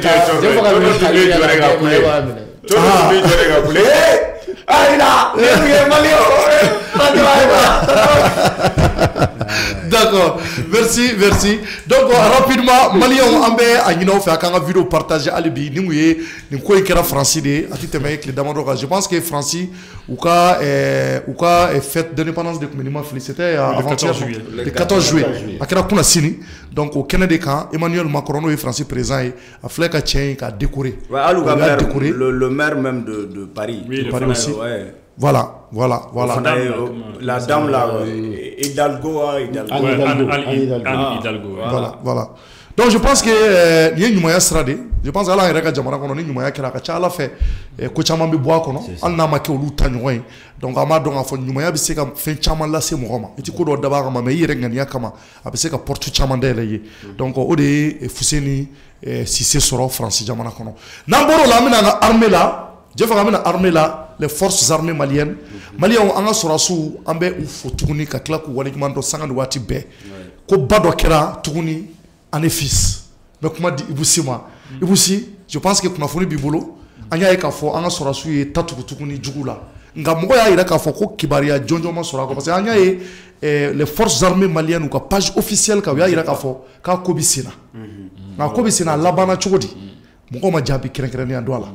Voilà. Non, bon, c'est vrai parce que le problème c'est quoi? C'est que ni dire pas, il y a pas de armée qui a pas de ni EA c'est bien qu'il faut que doi jandanye, mais en nous carmignona. Bon, donc mon signifie c'est que il y a fouillé na kokera choromana. Parce que ni ma n'y a fouillé mon bisra, mon robi paniqué. Alors que en a demandé kono, et en armée ne fenkeling jatim là, ils sont très modestes. Oui. Ils sont très modestes, même trop modestes. Modestie mi. C'est-à-dire, ou bi koba do ke mais aluta ke koba quoi. Ou bolo bon anga teme quoi. Ko tama ne bi ke e ben ni convoi mi ne convoi tara convoi bora anefis atracé qui dal tranquillement ou bi non kaban quoi. Ah ou bi non. Non, ça mais au Canada maintenant. Mais le problème est que bon souvent ou ti majou ira ou ti font ira parce que situation ou tira en fait ou tu communiques fait mais quand. Tout le monde de la fin de bi te mais wa non bon ça c'est pas je vous donne un exemple. Lorsque oui qui dans le ménage, lorsque oui qui est tapagé. Oui, vous savez oui qui dans le ménage, mais jusqu'à aujourd'hui. Oui. Mais oui qui dans le ménage, à ma fin, à ma caille, il faut fêter non, c'est moi pour la population de c'est qu'il est organisé et alors il a marqué fêter bayo. C'est juste moi je me rappelle moi pendant la troisième pendant mais le président était là, il a fait comme si c'était rien. Le ministre de la Défense, l'armée a continué. L'autre jour à Aourou et Kaïmara. Oui, Aourou. Mais allez côté du méfait. Allez Kaï Sanfela la voix femme à Grand Nord Kaï Kononan. Voilà. Mais ils ont tué, c'est-à-dire où ka basi minti, c'est pas possible. Aourou. Mais oui mon ga basi minti. Oui ka basi minti. Oui mon hakara min fa ou là non dandara. Mais dire pas mon fort, l'armée n'a pas dit ça. Mais en fait, on a fait une information ni. Moi, nous ba zone na, moi nous ba yoro la, en fait, on ni nga a ko kera chodi et bi mon kalama. Mais en bon ami kalama connaît Aourou marala ma foi, moi min salas. Mais ils ont tué plus de 80 terroristes. À Katani Bichegui, à Katanoui. C'est-à-dire oui tiri min daokan. Ah non, on a l'information sur le monde. Akuma kona ko nous bi wuli ka joro la katenogade. Oui. Ah oui, mais pourtant l'armée, bon, ils ont dû. On a tué 3 personnes et puis on est passé. Et en fait, modestie B, outil, ils n'enflamment pas les choses. Ils sont modestes, ils disent non, on a fait ça, mais quoi. Alors c'est vrai qu'au café Fanabou Bolo, ils ont leur truc, au cas Baraketuro Fanabou Bolo. Mais en Bolo, victoire bi fêté de quoi. Par exemple, entre Anefis et puis Kidal, Famine Kala, oui, déjà les derniers Moroniers. Et puis ce n'est même pas qu'on voit il y a 50 véhicules, 100 véhicules, c'est pas ça. Qu'on voit Mnumbi Douanga, Diamana, qu'on a mobilé Mnumbo Guinée, Canada, faut qu'on voit sous, au Tao. C'est juste 10 véhicules mobiles juste il passait rapidement. Il faut aller de nous bon, c'est un mobile de Otiana. Il m'a fait mobile flan de Otiana. Bon, je crois que il y a eu une victime, je crois, parce que y a un document qu'au moins il y a eu une victime comme ça. Et voilà. Mais un hélicoptère, un avion, nous. Oui, bombardement minké non. À image B, je pense que quand on a commencé à imaginer, non seulement drone B, car opération militaire aérienne coordonné, non seulement qu'à coordonner, mais qu'à filmer, qu'à filmer. Mais on les bombarde de sol, bombardement badé. Donc après, quand l'évaluation qui est fait, bon après, on va faire bon, on a terminé quoi. Parce que nous, on sait nous, on a une information fait. C'est vrai. Mais Olubi, quoi les boulous d'alao. Olubi, c'est un peu comme ni tout de suite. Et maintenant là, c'est un goudron d'ara. Ni accident doy au lieu qu'il y a tigé demain, il y a téléphone va tigé filmer quoi. Mais tigé dumbe, allez avec mini na, ouais allez mais c'est qu'à voilà, tigé fait qu'à demain. Donc nous on a réflexion au dé, mais l'armée souvent ils ont autre chose à faire. Ils se disent bon, mais on passe à l'autre opération, ils passent au Korobu, le Barawaro Bay, et ils n'ont pas communiqué sur ça parce que bon voilà, Kokonikera, ils sont bien arrivés, c'est vrai il y a eu des petits soucis, de l'autre côté, mais voilà ils ont continué leur chemin. Sinon, un drone, un bombardement, et puis l'hélicoptère, effectivement, l'hélicoptère, ça a été touché, mais l'hélicoptère a touché là, lors des combats, mais l'hélicoptère, la même nuit, parce qu'il y a dans le nord, Chubiko Jona. Donc, pendant que on a claqué qu'elle a oublié Sénat, mais l'hélicoptère a été réparé. Il y aura réparé là jusqu'à ce que le lendemain matin, l'hélicoptère, quelle est une opération qui a bombardement ni fond. Ah bah oui. Donc finalement c'est ça. Je pense que tout le monde là en armée antiphase là parce que eux ils sont ulubi milifin là quoi. Opération Orobu hakla l'outil ko baye wa faut tanga faire là quoi. Ko bon pendant qu'on va faire non faut nous dire ce qui s'est passé, faut communiquer. C'est un peu ça quoi. C'est vrai. Voilà, c'est ça. D'accord. Donc Nima il a du 12, 13, 14 ans de là. Je pense qu'il attaque Damado Kera, il y a Aurumu fort et puis je vois que Madina Kaguro, région de Nara,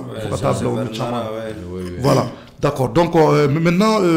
Keita, Krofobi Boulot. Je pense que les communes Sénat, c'est vrai, c'est vrai que l'armée a tant armée boulot mais peut-être en boulot c'est intéressant. Il va y avoir ni armée ni quand on a fini dans ma journée nous bika faire chokomuna, on a c'est qu'à tableau donc. Et je pense que abi nous sommes déjà rodés en ma. Aba irana ka fo barabe ka kanya ma chokomuna. Ou t'es chien wa? Oui tiens. Parce que ni a déjà terminé quand il era le 14 juillet. À le 14 juillet Alkit. Il y aura un Alkit. Niveau Kidal, Kata Anefis. Donc Sirahan, il va terminer Alkit. Bon à Yorona, bon on a donné un peu. Kouloube, Yiroube, bon Fembe quoi, Dogoro Chamambe quoi. Donc mon numbina au niveau nundila. Donc vous ferez un ronca. Bon comme il era à Konfora ko armée qui renseignement sera avant. Il faut que nous me faire un secteur là quoi. Donc mais en même fait, oui ou caché qu'à communiquer parce que guerre suga fla de ben nous n'y aurons quoi. Nous bina au bout de opération que en même les opérations TikTok ou bien donc papa ou tapaji que donc hop ou filmer que faut amaye un befra un mais bailler véhicule quel fla de ben mi tachement bola donc ou bien couler ni fauna mais il va se retrouver quel est d'amener ou bien quel est fait ou non quoi. En plus en même temps comment dans les bouillés ou bien couler là ou bien marfati là ou filmer ça dure quelques minutes mais en fait on va qu'il y ait poche mi ou l'oublie faut qu'on fait Marfa Bekati ni vidéo analysée, il va y Marfa Bekati faut y donc au lieu faut qu'on fait. Donc Marfa Bekati ni fait état donc non Bekati ni on a quoi. Bon nous faisons bien au boulot corota faut qu'on coule de beka au lieu de beka sans sur tout ça c'est pas vrai. Mais après derrière minka des populations au fameux caché ka bon ka expliquer bon anye ni gɛlɛya sɔrɔ bon anye ni maa caman daji anye ni u tiɲɛta bon an sera ka tɛmɛ quoi au moins an sera ka tɛmɛ an sera an ka fɛnw na foyi m'an sɔrɔ population de ka d'u ye kosɛbɛ kosɛbɛ maintenant armée fɛnɛ gɛlɛyani dɔ b'u kan quoi nous tora ka fo kuma bɛ ko an ye maa 100 faga an ye maa 500 faga an ye maa 200 faga tiɲɛ communauté internationale ninnu fana bɛna wuli an da la oui exaction na a bɛ nin na a ka gɛlɛn quoi donc olu fana bɛ tɛmɛ u ka sira fɛ o kɔrɔ y'a fɔ cogo min opération wɛrɛw b'olu bolo olu fɛn ninnu t'an t'olu bolo kosɛbɛ mais d'accord u b'u seko la en plus sisan ne y'a jateminɛ depuis Africa Corps nana tulonkɛ banna ko in na koyi n'u bɛ taa u ka convoi n'u ka fɛn na drone b'u sanfɛ Bayaktar ninnu tɛ mais drone de surveillance bɛ yen a bɛ yɔrɔ bɛɛ yira à chaque fois allez en efficie yɔrɔ kelen in na tuguni le mois passé u kun y'a opération kɛ u bɔra ko k'u y'a bɛɛ faga k'u ye faamaw bɛɛ faga k'u ye Africa Corps mɔgɔw bɛɛ faga mais après n'i taara yala Russiw yɛrɛ ka canaux sanfɛ i b'a ye olu bɛ drone image k'a la mais i b'a ye u y'a bɛɛ daji c'est vrai u y'u bɛɛ daji i b'a ye mobile pick-up bɛ ka bombarder u bɛ ka boli yɛrɛ de mais n'i tɛ taa a ɲini yɔrɔ la i t'a ye quoi parce que faamaw fana t'a siga t'o la mais an ye information min sɔrɔ o fana na min b'a jo d'an ma kosɛbɛ parce que i n'a fɔ an ka faamaw tun ye min fɔ k'a fɔ ko ninnu ye terroristes de ce sont des vrais terroristes rébellion t'a la indépendantiste t'a la foyi t'a la terroristes yɛrɛ ni attaque ça a été fait en coordination avec Djinni mɔgɔw RFI bɔra n'a ye RFI dun kunnafoni jɔnjɔn de b'u bolo nin ko ninnu na parce que ils se connaissent u bɛ ɲɔgɔn dɔn Djinni ni RFI de bɛ ɲɔgɔn bolo voilà ils se connaissent bon FLA ma sɔn ko kuma ba ye dɛ u bɛ ɲɔgɔn bolo ne b'a fɔ don bɛɛ u yɛrɛ b'a dɔn u bɛ ɲɔgɔn dɔn bien sûr mais Djinni mi service de renseignement français FLA ko non k'ulu de y'a kɛ mais RFI tilara k'a fɔ ko non ko FLA membre dɔw y'a fɔ olu ye dogo la k'a fɔ ko non effectivement ko Djinni ka mobili dama kun bɛ yen o tɛ se ka kɛ quoi u bɛ ɲɔgɔn bolo de wa kunnafoni ye min yira o ye k'a fɔ ko depuis 2024 ban waati ninnu na k'u ye état major conjoint kɛ Djinni ale ni FLA ka fara ɲɔgɔn kan ka kɛ kɛlɛko kelen ye donc maintenant souvent u b'u ka opération kɛ u kelen mais très souvent fɛnɛ u bɛna bin faamaw convoi ni fɛnw kan u bɛ ɲɔgɔn wele quoi u bɛ taa bin u ka ɲɔgɔn na donc ninnu bɛɛ ye terroriste ye mais Keita du moment que DIRPA yɛrɛ sigilen don kunnafoni dili kama kosɛbɛ ko minnu bɛ kɛ n'a bɛ boli an ka finitigiw kan kunnafoni diliw kan ka kunnafoniw lase bon ne bolo c'est très bien u bɛ kunnafoni minnu di a ka ɲi mais halisa n'u bɛ se ka dɔ fara a kan u ka dɔ fara a kan parce que ko dɔw bɛ kɛ terrain kan i bɛ taa kuma mɛn lakalibaga juguw de da c'est ça i m'a faamuya olu b'a fɔ cogoya min ka di u ye bon anw dun fana ka baara yɔrɔ de fana bɛ yan nɔ a kama donc ni anw ye mun mɛn olu da en général an bɛ baara kɛ ni o de ye i m'a ye donc kunnafoni dɔw bɛ yen i b'a ye n'i m'a di i jugulamɔgɔ b'a ta k'a di cogo la mun ka d'ale yɛrɛ ye nin yɔrɔ in na an bɛ DIRPA fo kosɛbɛ u ka baara la halisa kunnafoni n'a bɛ se ka di cogoya min na ko minnu bɛ kɛ mɔgɔw ka bɔ a kalama ka tiɲɛw n'a fɛnw fɔ e filɛ ka détail minnu di sisan je sais que i ye ninnu sɔrɔ yɔrɔ wɛrɛw de kan kunnafoni di bolo sira wɛrɛw de fɛ bon an yɛrɛ dun fana ka mɔgɔw bi yan nin baara ninnu kama c'est très important u ka éléments fara ɲɔgɔn la ka kunnafoniw di parce que souvent u bɛ victoire caman di u yɛrɛ ma i b'a sɔrɔ a ko ni o tɛ kelen ye a kɛra yɔrɔ min na c'est vrai hali i b'a jateminɛ an ka AES kɔnɔ yɛrɛ min ye kunnafoni di a la kosɛbɛ dɔɔni yɛrɛ o ye Burkina de olu ko faamaw ye riposte juguba kɛ ko a ma nɔgɔya quoi mais site dɔw bɛ yen u b'a wele mais o ye Russie ta u b'a wele ko Pravda olu y'a ɲɛfɔ ko non ko ye tiɲɛni k'u kun yɛrɛ k'u bɛɛ faga yen nɔ k'u y'u bɛɛ faga d'accord mais yanni n ka kuma di cɛ faga ma Ibu ne ko maa ninnu tɛ ban de ya ne bɛ yɛrɛ ɲininka o bɛ bɔ min parce que à chaque fois ni kɛlɛ kɛra an bɛ bali k'u poyitɔ ye ka na u caman bamanci ninnu caman minɛ hali kɔsɛ in na mun kɛra ka ye maa 80 ani dɔɔni an ka faamaw ye mun fɔ an ye k'o de sara o kɔfɛ an tɛ bali foyi la an ni fils fana dɔw y'u pan ka bɔ tuguni olu bɛ sa donc chaque fois mɔgɔ dɔ bɛ yen nɔ o yɛrɛ bɛ to ka ne ɲininka nin kuma na ne ko munna ninnu tɛ ban ta o kuma u bɛ ka bɔ wo jumɛn kɔnɔ ou bien mun de yɛrɛ de bɛ anw tɛ mun kalama parce que fali bɛ senna imagine ni kɛlɛ min senna bi tɛ dɛ depuis 2012 kɛlɛ chauffera kosɛbɛ 2012 waati ka na 2013 la donc an ka minɛnkuraw sanna drones b'an bolo pankuruw b'an bolo pankuru minnu tun t'an bolo kɔrɔlen o caman b'an bolo bi anw ka armée drone tun t'an bolo an tun tɛ drone ko yɛrɛ ɲɛdɔn armée la an tun t'a dɔn ko ja hali armée yɛrɛ kan ka drone san ka tugu a kɔ mais bi bi in na o bɛ anw bolo bi alihamudulilayi marifa juguw b'an bolo dusɛti caman an ɲɛ b'a la k'a fɔ mobili kura belebelebaw bɛ ka na hali Kayitala an y'a mobili jugu dɔ ye a bɛ ka boli jugu kɔ n'i y'o de dafalen bolitɔ f'u bɛ kale-kale ɲɔgɔn kan ne yɛrɛ ye dɔ boli to an ne kɔni bɛ se bolila koyi n y'a diya ye cogo min na donc an b'a yɛrɛ ɲininka u bɛ ka fa kelen u tɛ ka siran filanan u bɛ ka poyi tuguni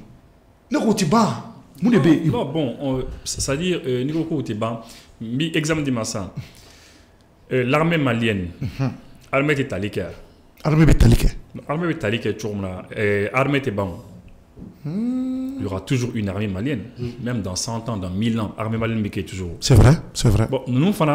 tant que nous devons financer, nous devons recruter. Mais ils vont montrer des signes. Signes de début, nous avons faiblesse. Par exemple, nous avons commencé à démissionner. C'est là que ici, ça veut dire que nous avons le temps que le recrutement est Libye, ni là, en tout cas, il va être comme nous avons c'est comme si tu décèles bi demsenu l'état. Oui, quand ça n'est pas chaîne télécom ça fait né photo d'or demsenu fitin d'or. Franchement. Est-ce que nous met 10 ans, 12 ans ouais, c'est ça. C'est ça. Donc ni ba ira ka fako ah oui, c'est-à-dire al nous te ban au moins il va donc au buka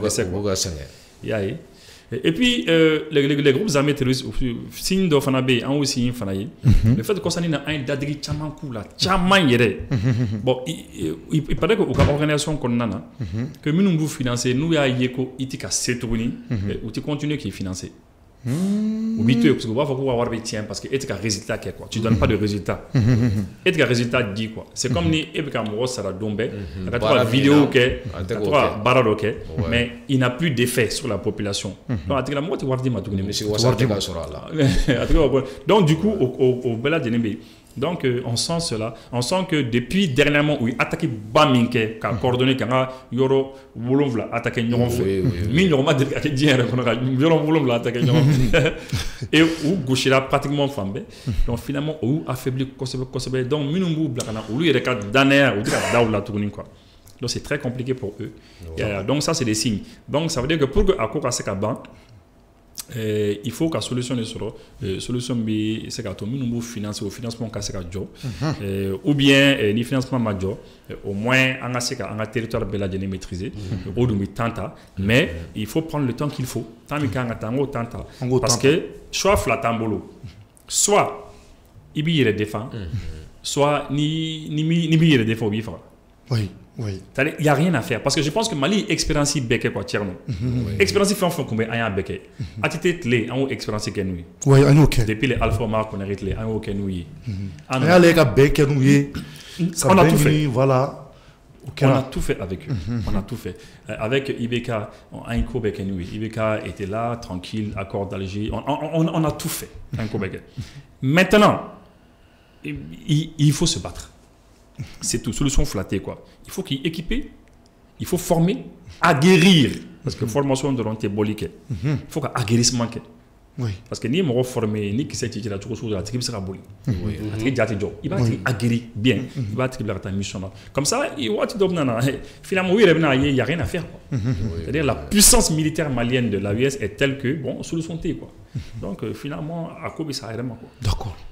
Oui, je vois. Il y a que la taille non. Bon, je pense que comment bien faut qu'avant quoi. Voilà, c'est vrai que en banga sur la souffle follow parce que on peut baramunke barado baramuni anafaka bon. Parce que on veut encore de la cana, c'est que fin jamamba qu'on a là. Et min waliara anefis ani kidal nyonchela là. Mon kuma mon fera, je pense que chacun d'entre eux ont donné leur point de vue. Il bouille kuma do faut qui est important. Et ni bara kera mogo ba la ñini de ka don ni wale mun kera anga mogo joro kera jumé parce que les gens sont impatients, ils sont impatients de savoir réellement ce qui se passe sur le terrain parce que communication de béké il y a des informations qui circulent par-ci par-là où chacun donne son point de vue à sa manière, surtout même aller arranger en mode donc l'armée de son côté n'a pas mo ba fo est-ce que kumaro la dadigima ki armée là ou avec tant là mais sauf que mo ga fait de famille parce que je vis aussi que le fana kumana diripa ko kan vous savez l'armée dans sa communication c'est pas comme on fait quoi c'est très difficile il faut que mo ga fait de famille s'il y a une opération ni wale dɔ bɛ ka kɛ l'armée ne peut pas sortir directement k'a fɔ k'u bɛ communiquer a kan ou bien soit k'u bɛna fɛn dɔ fɔ a kan togoya la parce que fɛn dɔ bɛ mɔgɔw kɔn k'o jateminɛ tout ce que nous aurons à dire là surtout fɛn fɛn bɛ bɔ voix officielle là est tenu en compte il faut que mɔgɔw kana ɲinɛ o kɔ déjà on fait face à une guerre an bɛ guerre min kɔnɔna la tantôt il y a des accusations qui sont là ils disent que nos militaires font des exactions ou mɔgɔw dɔw faga ou bɛ civils faga ou bɛ nin fɛn kɛ tan donc tout ce qu'ils font là ou bɛ fɛn fɛn kɛ en matière de communication u b'a kɛ u b'o bɛɛ de jateminɛ la parce que n'u bɔra k'a fɔ k'an ye nin kɛ tan nin kɛ tan u bɛ se k'a fɔ k'u bɛ taa sabotage k'a la voilà u ye nin kɛ parce que u taara mɔgɔ dɔ de faga yan fɛ u taara nin bingani wale in kɛ mɔgɔ dɔ de la yan fɛ donc quelque part là u bɛ c'est-à-dire pression wɛrɛ de bɛ il faut que mɔgɔw k'o faamuya quoi au-delà du fait que u bɛ kɛlɛ kɛ terrain kan mais il y a aussi une pression qui est là qui est surtout communication côté communication parce que u bɛ fɛn o fɛn fɔ u bɛ baara o baara bɔ k'a fɔ k'u ye nin waleya tout est pris en compte donc ce qui fait que n'u bɛ fɛ ka communication mun di ci cogo tɛ mun na sosoli tɛ se ka kɛ mun na a tɛ se ka fɔ mun na k'u binna maa dɔ kan k'u ye nin kɛ maa dɔ la u b'o temps de ta k'o kunnafoni di mɔgɔw ma et puis baara bɛ kɛ n'a ye parce que n'a ma kɛ o cogoya la n'a fɔra ko on a vu dans le passé lorsque attaques dɔw kɛra où l'armée a fait des exploits là-bas on a vu u bɔra k'a fɔ an ye nin maa hakɛ in kɛ tan an ye nin kɛ tan kɛ tan on a vu que mɔgɔw bɔra k'a jira k'a fɔ ko non k'u taara civil dɔ de faga u taara bin mɔgɔw de kan donc Moura yɛrɛ kɛra expérience bɛɛ bolo Moura exemple lajɛ l'exploit que l'armée y'a fait à Moura u y'a essayé ka don bɔgɔ la k'a jira k'a fɔ ko non u ma foyi kɛ u taara bin mɔgɔw de kan donc c'est pourquoi communication kɔnɔ c'est très important olu tɛ se ka bɔ k'a fɔ k'u bɛ bɔ chaque fois ni fɛn dɔ kɛra dɔrɔn k'a kɛ tan n'u y'a kɛ i n'a fɔ ninnu b'a kɛ cogo min na dɔrɔn a man ɲi parce que olu b'a ɲini de k'anw tiɲɛ non seulement a ka d'u ye u t'i fɛ an ka sebaaya sɔrɔ sur le terrain et puis en plus u t'i fɛ c'est-à-dire que idéologiquement fana diɲɛmaa ɲɛkɔrɔla la u t'i fɛ an ka sebaaya sɔrɔ yen fana parce que an bɛ kuma o kuma fɔ u b'a bɛɛ de déchiffrer an bɛ kuma o kuma fɔ u b'a ta ka bila ka taa sansi wɛrɛ de kan parce que olu yɛrɛ bolo anw ni exploit foyi man kan donc ni n'anw mɔgɔ sugu bɛ ɲɔgɔn na olu bɛ se ka kariya ka bɔ ka propagande dɔ kɛ olu bɛ se ka bɔ ka kuma ka fɛn dɔ fɔ mais et tu quoi parce que c'est toi l'intéressé et c'est toi seul qui est là à te défendre donc ni a ke togo la i b'a ke togo la ni be boli min kɛ a ka kɛ fɛn min hali maa mun yɛrɛ ti i fɛ quoi a tigi tɛ se ka min contester donc c'est pourquoi armée bɛ taga ni o sira ninnu de mais on comprend parce que Ibou ye fɛn dɔ fɔ tiɲɛ de don n'a fɔra ko nin wale dɔ bɛ sen na dɔrɔn an b'a fɔ de il faut que non an ka sebaaya de sɔrɔ c'est-à-dire tout le monde en a hâte surtout ni armée yɛrɛ ko kɛlɛ bɛ sen na donc tagalen ɲɛfɛ an bɛna na kunnafoni di mɔgɔw ma les gens en ont hâte parce que mɔgɔw bɛ fɛ k'a dɔn mun y'o kɛ parce que ennemi fana de son côté olu dɔw de bɛ ka kariya ka communication dɔw kɛ donc an b'olu de ka kumaw ye dɔrɔn le fait qu'an b'olu ta ye mais an yɛrɛ ka côté mɔgɔw tɛ ka kuma quoi inquiétude bɛ da anw de la mais sauf que mɔgɔw k'a faamuya k'a fɔ ko l'armée c'est pas comme nous et puis nous b'u ka rôle de la parce que nous ka laɲini yɛrɛ propagande ka se ka propager de ka taa don o don mais l'armée suit son c'est-à-dire que a b'a ka rôle de jouer u kan ka taa sira min kan u bɛ taga o sira de kan an kana bila an kunna ko c'est pas parce que ils n'ont pas communiqué à un moment donné ko kɔrɔ k'a fɔ ko sebaaya kɛr'u kan ou soit non et puis ne me précision de dire je donne une précision je donne une précision de taille très claire c'est-à-dire Mali ni partenaire dɔ de bi ka nin kɛlɛ kɛ an bɛ ka baara kɛ ni Mali ma communiqué le partenaire communique les Russes communiquent exactement Russiw ko u ka page dɔw kan page sɛbɛn dɔw kan nous on est très renseignés sur ça ils disent que non ko nin ma kɛ défaite ye dɛ mais ko an ka kɛ misali ka kɛ ils ont employé une expression qu'on a tiré les leçons on a tiré les leçons de ce qui s'est passé. Ça veut dire retour d'expérience. Que ça n'a pas été une défaite. Mais qu'on doit tenir compte de ça dans l'avenir. Voilà. Parce que Ninko Inkera, on a sur le renseignement Boubolo, Kafoukoubeka Farayon, normalement, expert sugu do kunga ke convoyer na quoi donc il faut que au misaliata ka retour d'expérience la prochaine fois et puis il faut parler des camionnettes là camionnettes minumbora Algérie exactement parce que il faut penser na où ya jate mena fait renseignement sur 180 camions pick-up ni fait nous où yo des labos Algérie sur frontière là k'a di 180. 180 Mobili kɛmɛ ani bi seegin. voilà kɛmɛ ani bi seegin a kura u bɔra n'olu de ye c'est pour cela i bɛ k'a fɔ ko u bɛ renforcer cogo di u bɛ jama Algérie sɔrɔ k'o kɛ wa u taara recrutement baden fana kɛ Libi yɔrɔ Libi combattant caman bɛ yen u t'a dɔn u bɛna min kɛ bilen Exactement. donc u taara caman recruter ka na donc i b'a ɲɛbilenni caman ye fulaw tɛ a tila bɛɛ ye libyɛnw a tila bɛɛ ye Libyen ye i y'a ye mais o de don Donc, pour peut-être qu'il y aura peut-être conclu, comme base à c'est ça, l'une qu'on voit nous faisons dans la Algérie effectivement. Nima, tu as dit que Wassim Nasri, tu as dit Mado Fabi France 24 voilà. Nama Bon, quand les spécialistes ont un d'état voilà. En fait, c'est quelqu'un journaliste qu'on a fourni là de l'eau, mais il est recruté par les services de renseignement français. Service de renseignement français, il y a Ata, Barala. Ata, le Barala, mais le service de renseignement, moi, ni Teroussi de nous contacter là. Mais Teroussi bête, Teroussi nous Mali ou bête, mais on lui doit les contacter là, notamment le Jinim.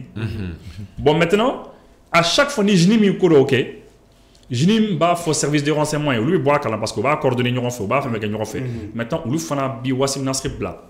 Akata a fort plateau sans fait. C'est la raison pour laquelle tout le monde là, Wassim Nasri avec avancé la donne. Oui. N'a bon attaque la sang. A comme qu'à fin de faux, fin nous irait comme à follow.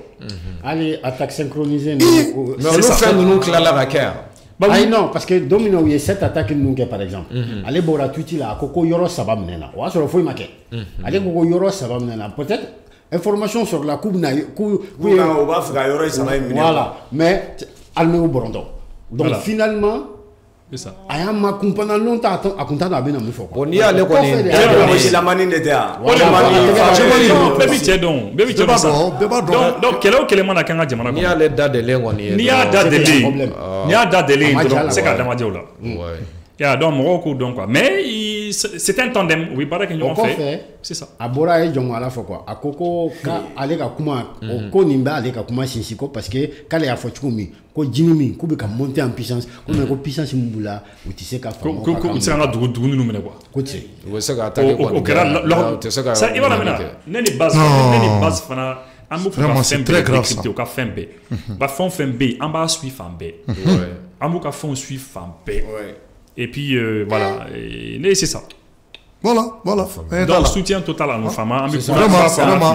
Vraiment, on me folie quand on a fini tout quand profiter à ne terke ba, on me folie la samano le commandant Michel Kone. Jevra ka demuli kera kosaina aye ngwela kantara fokati. Ale commandant bade ale de kumbi wasolo yan folie là, ya klibala. Antale yan folie là. Anaka chede on taran kumbe. Donc mo bade do bibi na, we joro badama. Ale re keleke. Ale re jugu mun va dantala. Ako k'ale bamanci mun fa k'a ɲɛ tɛ se k'a fɔ k'u y'u bɔrɔntɔ de surtout n'i taara bajangara yan fan in fɛ ka taa fo koro ninnu o yɔrɔ ninnu na o delila ka mine da u ɲɛ ye olu ye delila ka yɛlɛ mine ka mine cira o y'a sɔrɔ bamanci ninnu kɛmɛ k'u koli k'olu ye mugu dɔ ci u la k'u bɛ ka boli ka don kuluwo kɔnɔ olu b'a la ka tugu kɔ donc an bɛ an ka sɔrɔsiw fo k'u waleɲuman dɔn ka commandant Michel fo ka waleɲuman dɔn vraiment a ye filani de sɔrɔ a ye kelen tɔgɔ da Sadio Camara yɛrɛ la voilà. I ma jateminɛ 2024 ka daminɛ mois de mars oui. mois d'avril mois de mai mois de juin mois de juillet faut ka se juillet ma faut attaque Tinzawatène attaque kɛra a banna yen de d'accord ka daminɛ 2024 o waati la don o don presque attaque ale ni dugujukɔrɔ mugupɛrɛn u tun b'o bila sira kan Masina zone kɔnɔna na ale ni Nara fanfɛla la centre in kɔnɔna na attaque tun bɛ kɛ yen ka caya tout le temps a zone San Madina Koyita Nara Jire Jafrabe Numpel Numbozo olu secteur nous ka yɛlɛ ka taa fo Ber Gundam toujours attaque baw kun bɛ kɛ yen toujours i b'a ye avion drone ye frappe kɛ depuis on va dire mois de août 2024 au secteur ninnu banna donc i bɛ se k'a fɔ ko o terroriste ninnu banna de quoi d'accord mais toujours o bɛ taa recrutement kɛ yɔrɔ wɛrɛw kan d'accord Tu vois, d'accord. Non, Kabiri Kaita ina ne a fɔ n ko c'est fini. N ko Kabiri ne denmisɛnninw ye ka fɛn n ko c'est fini. C'est ça. D'accord. Donc technicien bɛ ka signer kan ye ko heure sera nka entre temps rapidement an bɛ kuma petini kan parce que comme an bɛ ka kuma dugu jukɔrɔ mugu kan an b'an t'o la ka kuma an ye petini dɔ ka vidéo kɛ dɔgɔkun Mamadu Danbele bɛɛ y'a ye denmisɛnnin don a bɛ taa dumuni de d'a fa ma a fa ye sɛnɛkɛla ye donc dumuni taalen di ko k'u bɛ taa ko jɛgɛmɔ la kɔrɔw taalen jɛgɛmɔ la ale ye filijurunin dɔ de ye k'a b'o ta denmisɛnnin don jaja mine artisanal dɔ je faga mine de cira bobo cɛnin kɔni a ma san ka ɲɛ f'i ɲɛna voilà donc kɔrɔfɔ jumɛn b'aw bolo ko kan. Non bon très rapidement ne bɛ se ka min fɔ dɔrɔn c'est que sisan an kan ka lajɛ ni sensibilisation bɛ se ka kɛ ka to ka kuma ni mɔgɔw ye zone de guerre la guerre bɛ kɛ yɔrɔ minnu na a ka kan ka mɔgɔw sensibiliser k'a fɔ waati dɔ tun kɛra a tun bɛ kɛ quoi k'a fɔ denmisɛnninw ye a kana fɛnw tɔmɔ a kana fɛnw tɔmɔ voilà faites attention voilà faites attention et je pense que o de kan ka kɛ parce que a bɛ se ka wolo kɔlɔlɔ la effectivement ne yɛrɛ fana ala y'a kɛ a bɔra aw fɛ yen tuma min na émission na u sera ne yɛrɛ fana fɛ yen ne fana émission dɔ kɛ n'u ye bon le petit le jeune homme a bɛ ka dɛmɛ de ɲini l'enfant de 13 ans santan saba den a bɛ ka dɛmɛ de ɲini ko ni mɔgɔ dɔ sera ka jɔ n'a ka école ye parce que ko ale bɛ fɛ ka école kɛ parce que ale kɛra ɲɛfiɲɛtɔ ye a tɛ fɛ ka école kɔni a tɛ fɛ k'o to yen ko a bɛ fɛ ka ordinateur bɛɛ lajɛlen kɛ ne y'a yɛrɛ k'a fɔ ko o bɛɛ bɛ se ka kɛ hali ni ɲɛ minɛli la i bɛ se ka ordinateur ni fɛnw kɛ donc an bɛ ka mɔgɔw ɲini a kɛra gouvernement mɔgɔw ye a kɛra président yɛrɛ o a kɛra mɔgɔ dɔ ye toute personne minnu bɛ se ka u dɛmɛ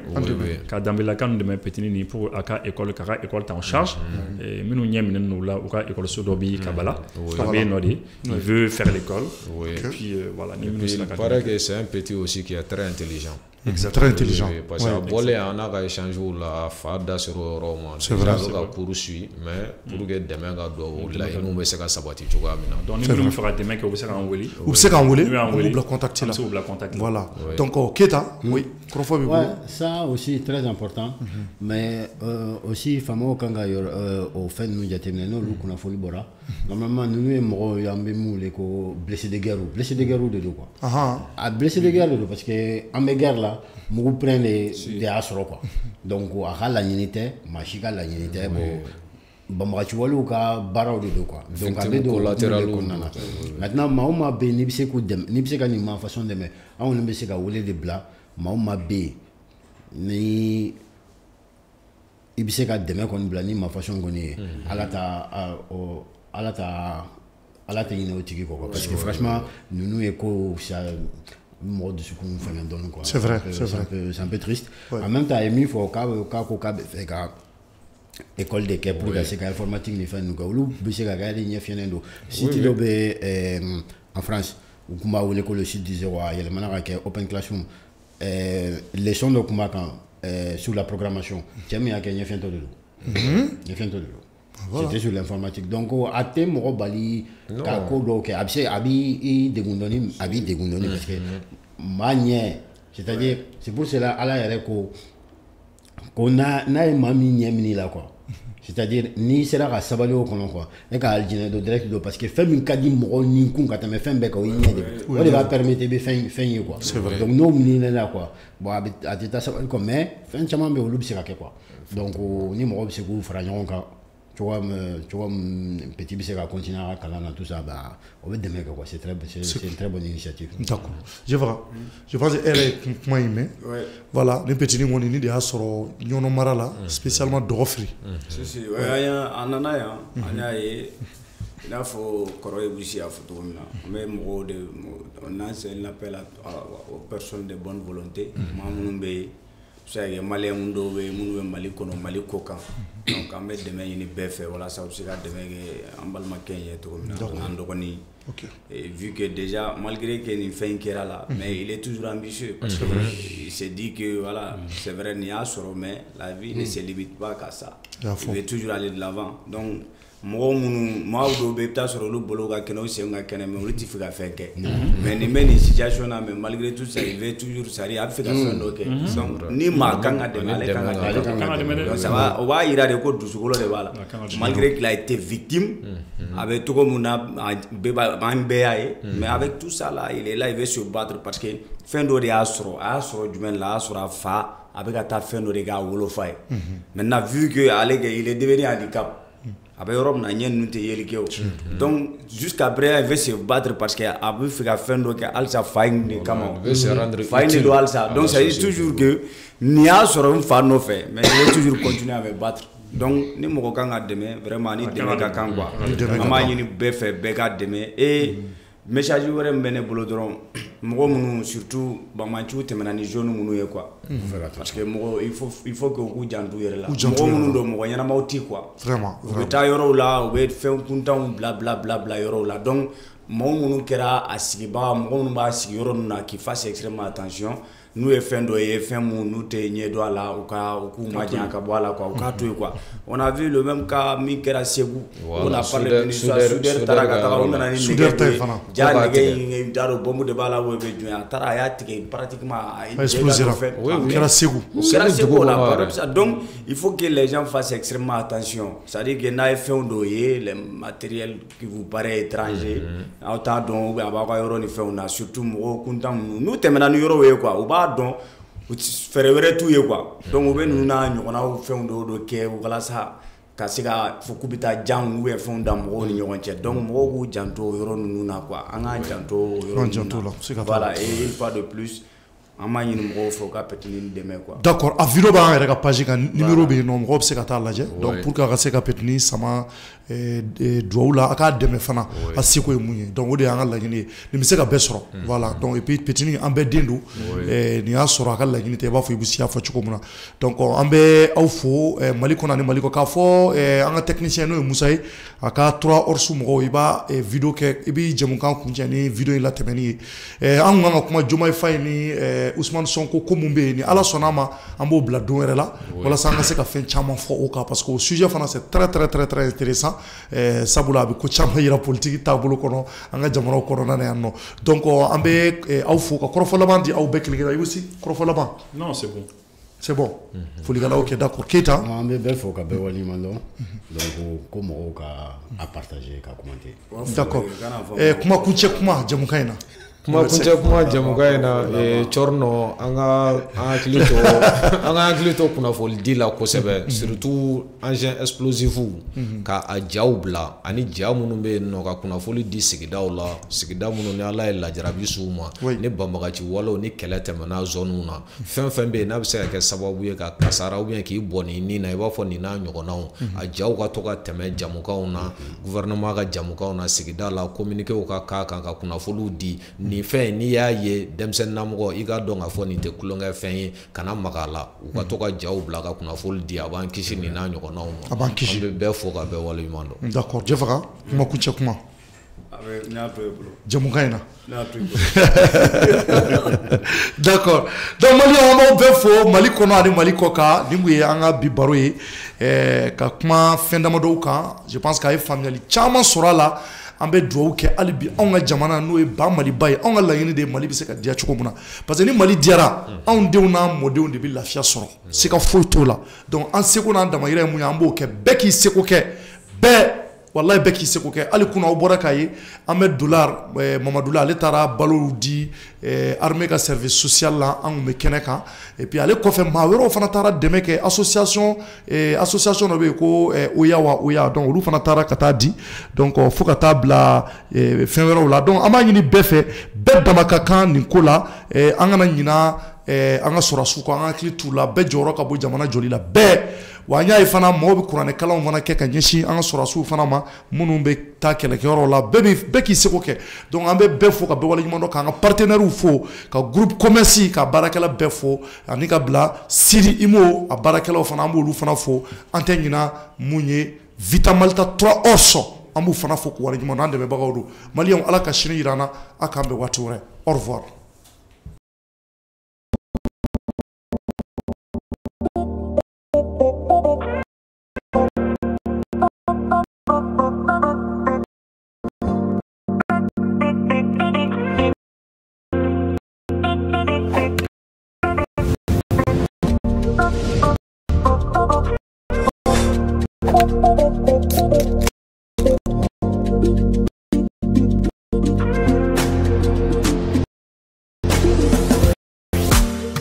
Pour mettre en valeur notre héritage, nous avons modernisé notre image de marque qui confère à notre malt unique l'image originale des 3 chevaux est désormais plus délicate. Mais une chose est sûre, notre recette est toujours la même. L'authentique 3 horses auquel vous faites confiance pour vous satisfaire et vous rebooster après une activité intense.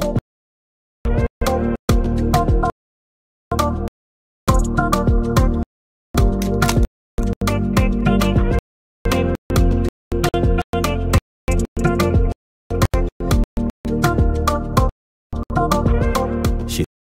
3 horses, nous utilisons exclusivement les ingrédients de meilleure qualité provenant des sources soigneusement sélectionnées pour nos boissons maltais sans alcool. Le résultat, un goût maltais caractéristique, une qualité supérieure et